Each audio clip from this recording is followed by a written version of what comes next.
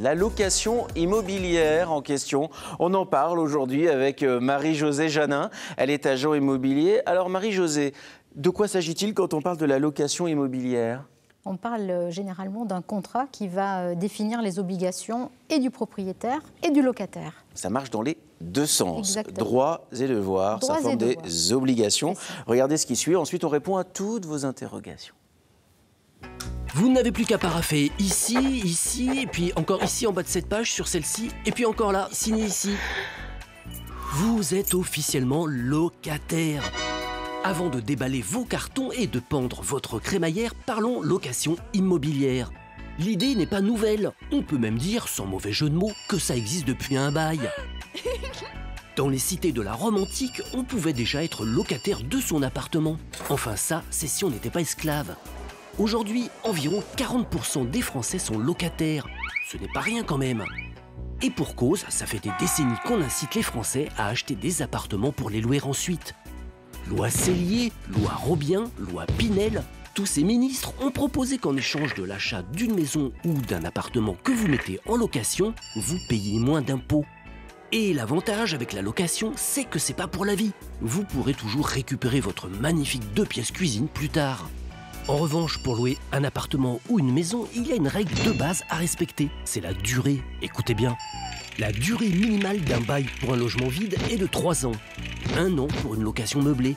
Et si vous louez à une société ou à une association, c'est carrément 6 ans. Bon, et puis maintenant qu'on a presque fini, moi je prendrais plutôt cette chambre si j'étais vous. Vue sur mer. Chambre avec vue. Sur mer. C'est pas mal, hein ? Oui, c'est pas mal. C'est un produit d'excellence. Ah, quand on a agent immobilier, c'est un produit d'excellence. Bon, on va prendre les choses dans l'ordre, si vous le voulez bien, pour vous aider à y voir plus clair à la maison. On va passer côté locataire et puis ensuite côté bailleur et on va voir ensuite ce qui unit les deux. Quelles sont les obligations du locataire vis-à-vis du propriétaire, Marie-Josée ? Bon, déjà, de payer son loyer. C'est une des premières obligations. Loyer plus charge. Puisque souvent, qui dit location, dit aussi obligation de régler quelques charges en plus. Il doit obligation d'entretenir le logement sur des opérations, on dit des équipements d'usage. Voilà. C'est-à-dire s'il y a un mur à refaire, ce n'est pas le locataire, ça va être le propriétaire. Oui. S'il y a quelques petits coups de peinture, le locataire peut le faire. Les petits coups de peinture, oui. D'accord, ok. Entretien, usage. Il va devoir souscrire une assurance habitation. Ça, c'est obligatoire. Ah, obligatoire, oui. Sans ça, il n'y a pas de contrat de location. Alors, dans le cas où il ne satisferait pas cette obligation de souscription, le bailleur, donc son propriétaire, peut souscrire à sa place et et rajouter aux charges, par exemple. Ah d'accord, ça je ne savais pas. C'est nouveau.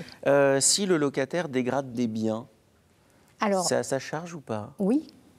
Oui, ça me paraît logique et ça paraît logique même aux locataires. Dégradation, alors qu'elle soit volontaire ou involontaire. Hein. On laisse tomber quelque chose sur l'évier fend en deux. Là, c'est la responsabilité du locataire. Voilà. Mais là, on peut faire fonctionner son assurance, d'où l'intérêt vraiment d'avoir une assurance. Si le locataire dit, tiens, la cuisine, c'est sympathique, le salon est juste à côté, je casserai la cloison, ça me ferait une cuisine américaine. Oui, non ? Non. Non, ça non. Non, il touche quand même à la structure du bâtiment.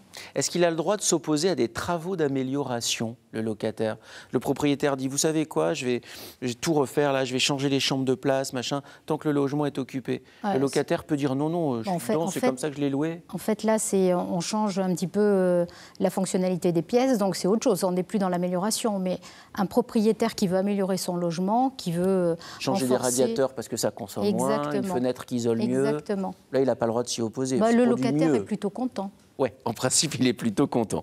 Maintenant, quelles sont les obligations du propriétaire vis-à-vis du locataire, du bailleur vers le locataire ? Alors, le propriétaire, lui, doit livrer un logement décent. La décence est apparue avec la loi de 2002. C'est obligation de fournir un logement qui répond aux normes de santé, aux normes de sécurité et aux normes de confort. Oui. Alors, sécurité, c'est électricité, gaz, avec la production de diagnostics. Santé, c'est qu'il y ait dans le logement, qu'il n'y ait pas de matériaux qui puissent entraîner une maladie, telle que le plomb, par exemple. Toujours, on est dans les diagnostics. Et confort, C'est la décence, hein, que le logement il soit chauffé et qu'il ait l'eau potable, que les WC ne soient pas à côté de la cuisine. Bref, il y a toute une série d'obligations qui ont été renforcées, le locataire et qui obligent le propriétaire. Oui. Ce qui est plutôt pas mal, hein, parce que quand on pense à tous les vendeurs de sommeil et à ce qui se loue... Exactement pour lutter contre ça. Alors ça nous semble un peu bizarre comme ça, mais qu'on habite Bordeaux, Pau, Limoges ou Niort, il y a encore des logements qui frisent l'insalubrité, bien évidemment. Quand on veut louer un logement, et ensuite on écoutera une question pour vous, quand on veut louer un logement, il faut constituer un dossier de location. Tout à fait. Bon, j'ai envie de louer un logement à partir du mois de septembre pour mon enfant qui va réussir son bac, qui va partir faire ses études. Qu'est-ce que je dois préparer pour le dossier ? Alors, on doit préparer son dossier de solvabilité.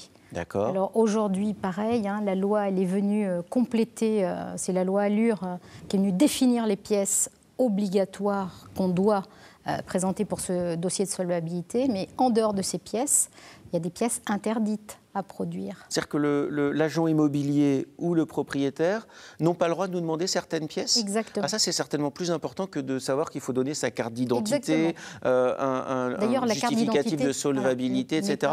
Alors, par exemple, qu'est-ce qu'il n'a pas le droit de nous demander ? La carte vitale. Ah oui, c'est tout bête, mais ça semble évident. Un certificat de santé. Oui. Un justificatif de bon paiement de ses loyers. Des précédents. Voilà. Ah oui ?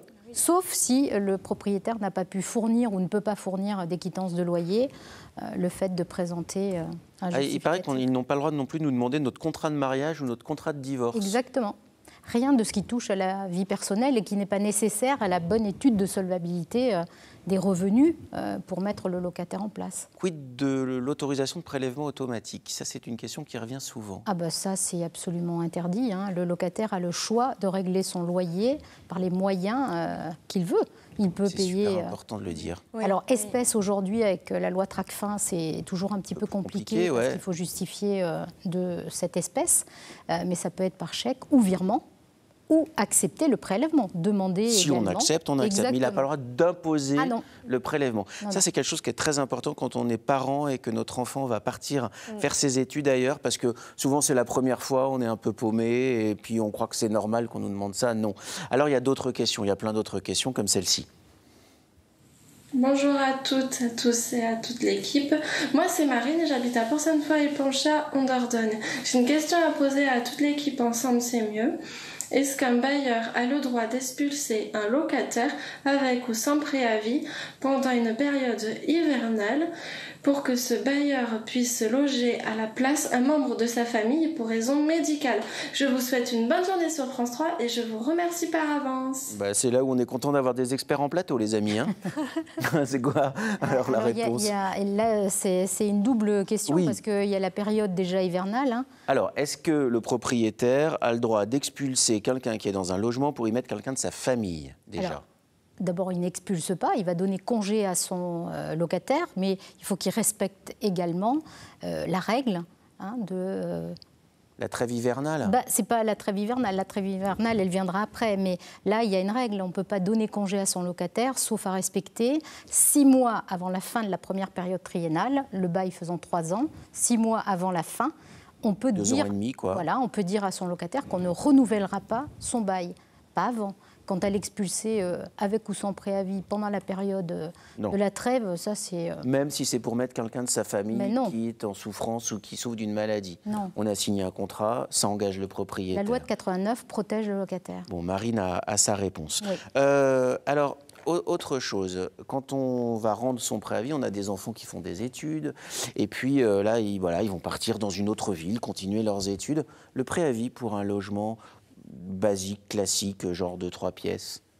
Le préavis, il va dépendre aussi, là la loi Allure est venue un peu nuancer les choses, dans les zones tendues, dites tendues, où le logement c'est problématique, Paris, Bordeaux, Lille, Marseille, les préavis sont réduits à 1 mois. Un petit peu calqué sur le meublé. Limoges n'étant pas en zone tendue, on n'a pas de problématique de logement, le préavis de 3 mois, sauf si on est dans un meublé. 3 mois, c'est long, hein. Quand on reste 1 an, quand on rentre en septembre et qu'on doit partir en juin, 3 mois, ça veut dire qu'en mars, il faut déjà présager de ses résultats d'après... Sauf si on a prévu ça et qu'on est dans un meublé. À ce moment-là... Oui, bah là, c'est un mois. Exactement. Donc vous nous conseillez des meublés pour les étudiants, c'est plus pratique. Quand ils existent, oui. Bah oui, forcément. Dernière question, parce qu'à la maison, peut-être que vous dites, tiens, finalement, devenir propriétaire pour ma retraite, bah, ça me ferait un loyer qui tomberait tous les mois, ça mettrait du beurre dans les épinards, vous voyez. Est-ce que c'est bien ou pas d'investir dans le locatif? Est-ce que c'est encore rentable, la pierre? Mais évidemment que c'est rentable, la Ouais. pierre. Toujours. Où que ce soit, d'ailleurs.